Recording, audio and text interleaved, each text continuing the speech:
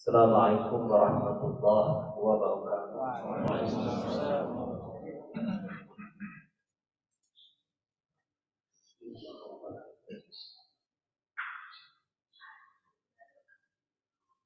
Allahu Akbar, Allahu Akbar, Allahu Akbar, Allahu Akbar. Asyhadu an la ilaha illallah.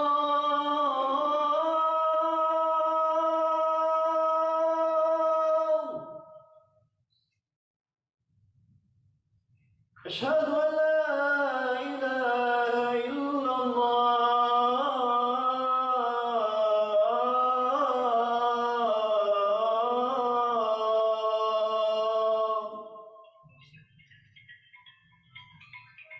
أشهد أن محمد رسول الله.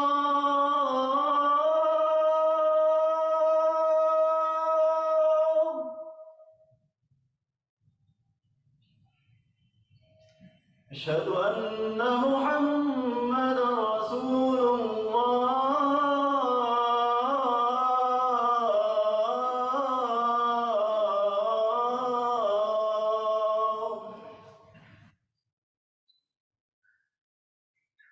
حي على الصلاة.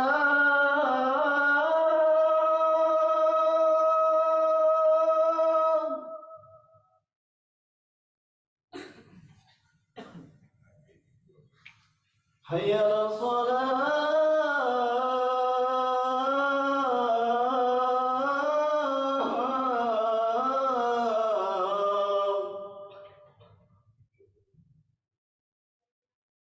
حي على الفلاح.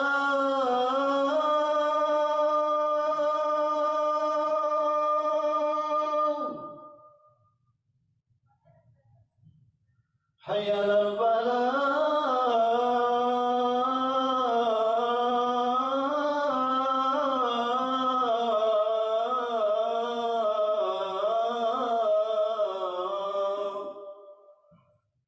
الله أكبر، الله أكبر. لا إله إلا الله.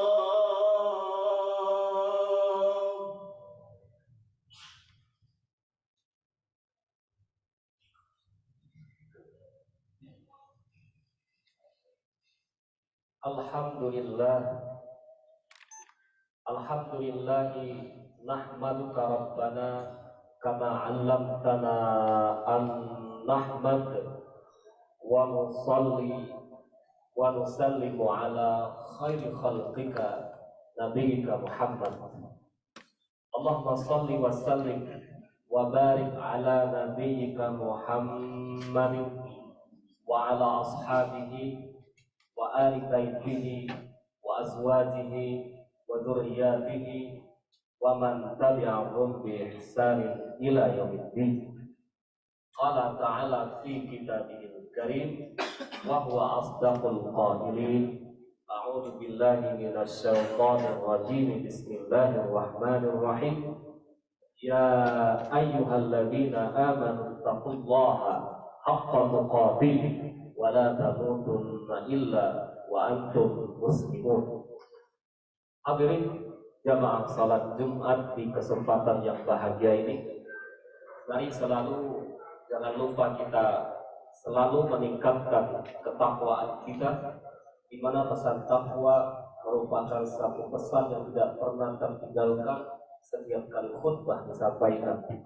Apa yang dikerjakan kita laksanakan dengan sebaik mungkin, sebaliknya apa yang dilarang mari kita tinggalkan dengan sekuat tenaga kita.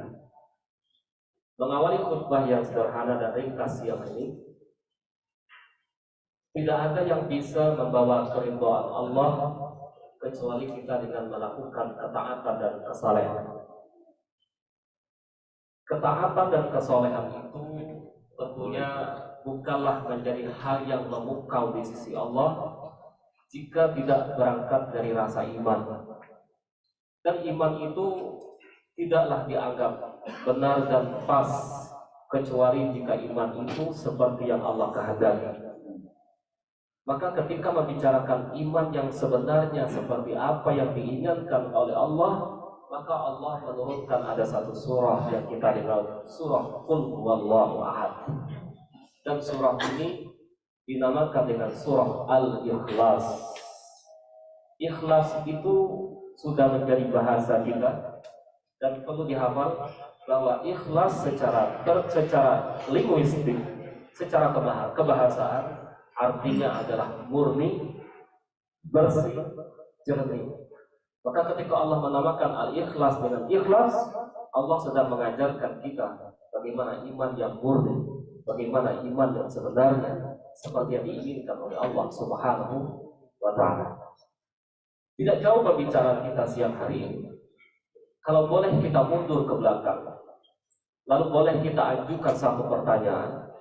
Dulu ketika Nabi dakwah ke masyarakat Mekah secara perdana, apakah kafir Quraisy kala itu yang kita kenal kafir hari ini, apakah dulu mereka mengakui Allah sebagai Tuhan atau belum?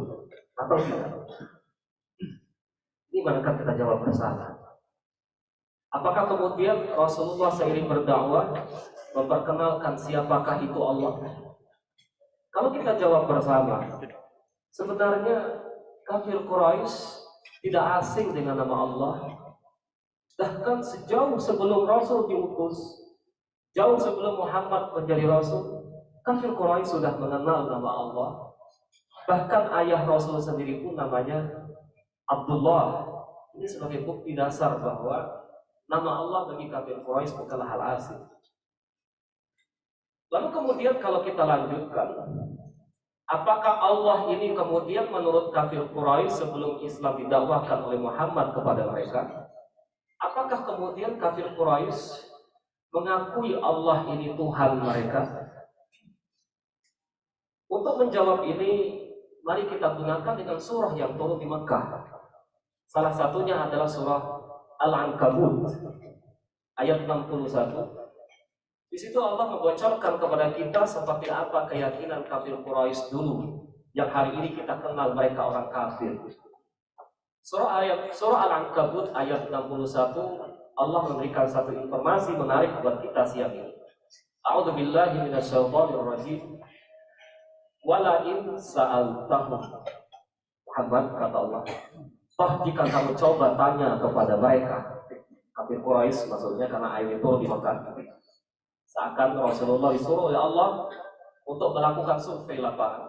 Apa sampel pertanyaannya? Man khalaqas samawati wal arda? Siapakah yang telah menciptakan langit dan bumi? Wa sakhkhara asy-syamsa wal qamara, yang telah menundukkan matahari dan bulan itu.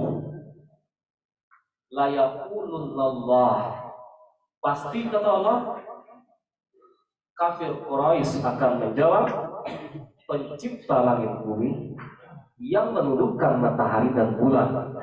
Mereka mengatakan itu semua adalah Allah. Kalau kita lihat pertanyaan ini, lalu begini jawaban kafir Quraisy, sepertinya kafir Quraisy, kalau boleh kita katakan, kafir mereka nggak kafir-kafir amat. Ayat 62-nya Allah melanjutkan, wala in sa'altahum. Coba tanyakan kembali Muhammad dengan satu sampel pertanyaan lagi. Man nazzala minas sama'i ma'an? Siapakah yang telah menurunkan air dari langit yang kita kenal dengan hujan? Allah membicarakan air karena untuk mengiklud pada banyak zat lain yang turun dari langit berupa air, bisa turun dengan bentuk hujan, bisa dengan embun dan sebagainya. Untuk mengcover semuanya Allah katakan yang telah menurunkan dari langit berupa air. Lalu dengan air itu Allah menyuburkan tanah yang telah mati, sehingga kemudian tumbuhlah tanaman-tanaman. La yaqulunallah, kembali kata Allah, kafir Quraisy akan menjawab, yang menurunkan air dari langit, yang menyuburkan tanah setelah mati dengan air hujan itu, mereka akan tegas mengatakan adalah Allah.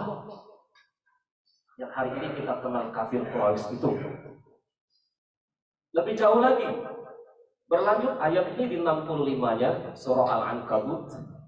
Ayat 65 ini Allah lebih menarik lagi menceritakan bagaimana praktek beragamanya kafir Quraisy.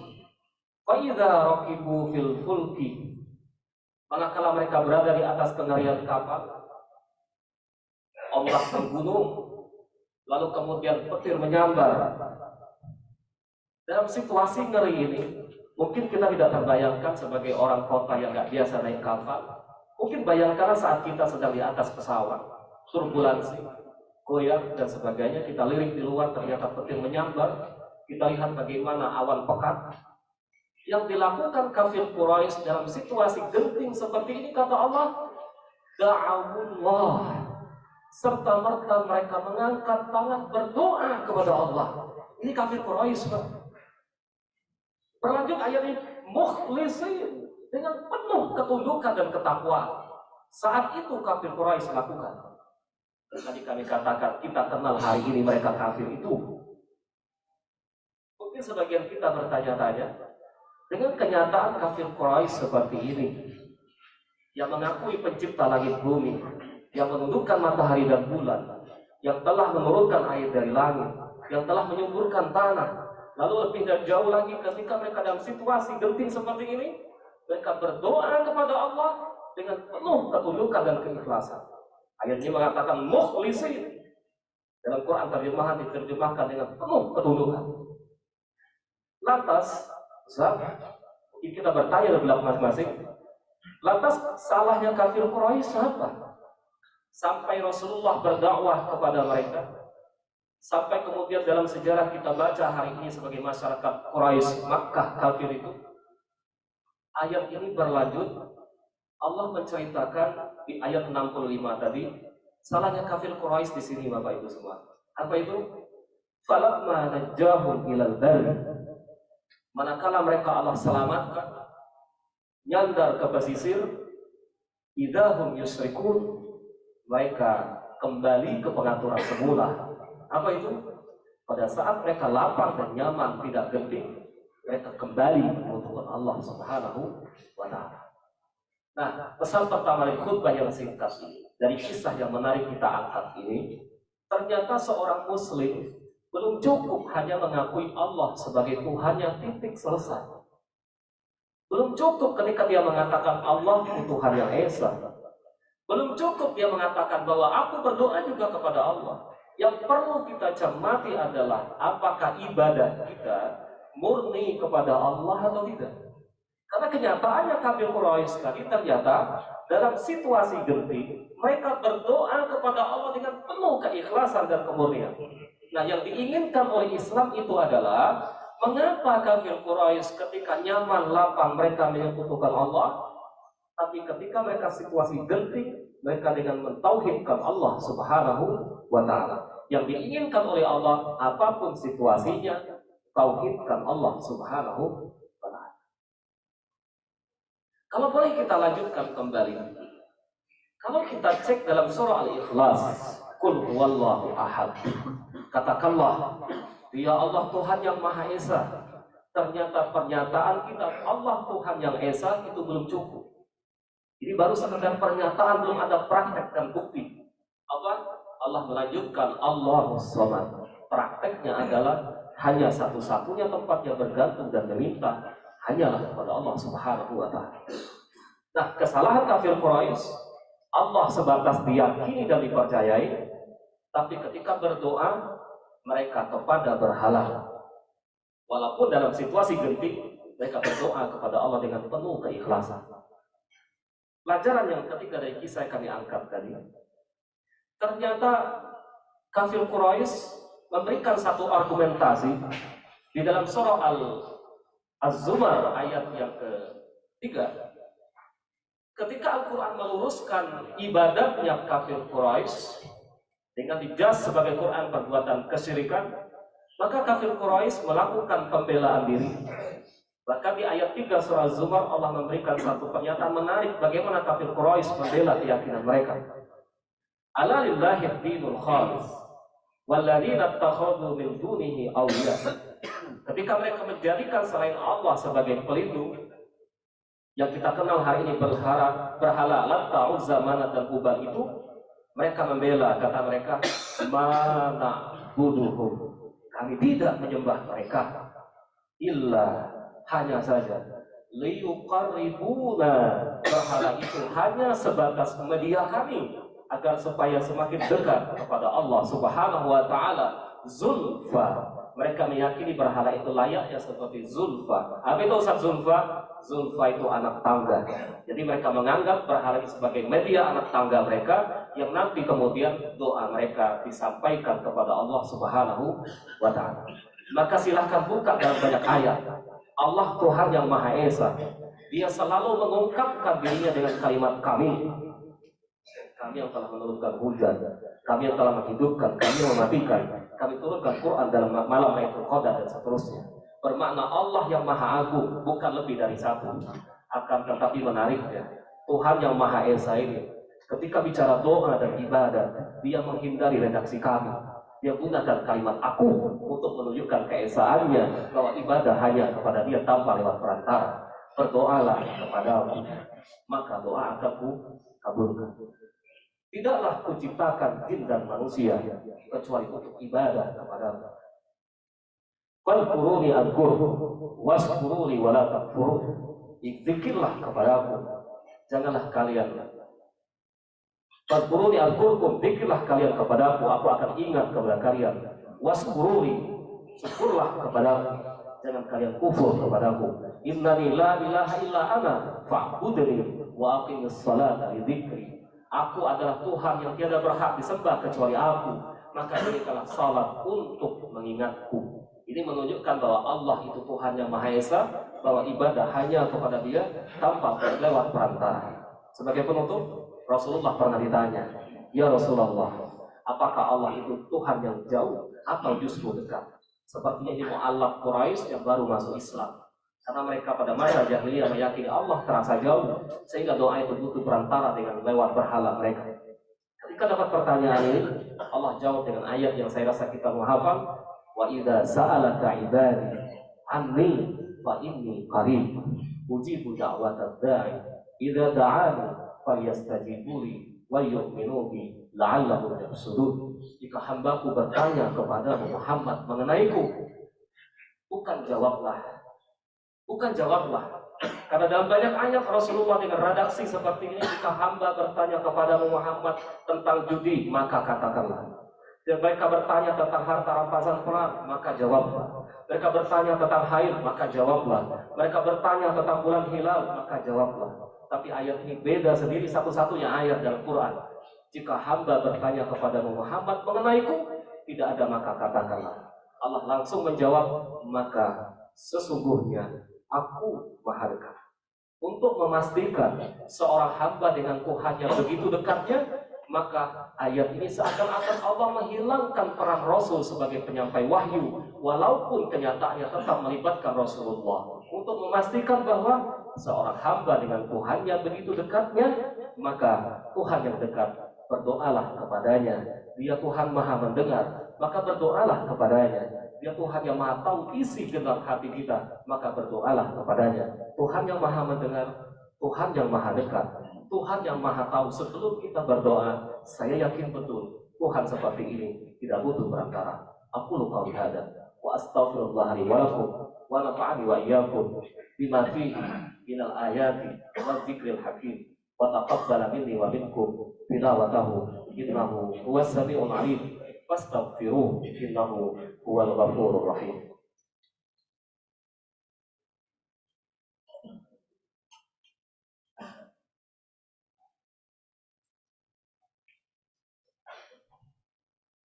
Alhamdulillahi wa kafa, wassalatu wassalamu ala nabiyyillahil mustafa Muhammad ibn Abdillah.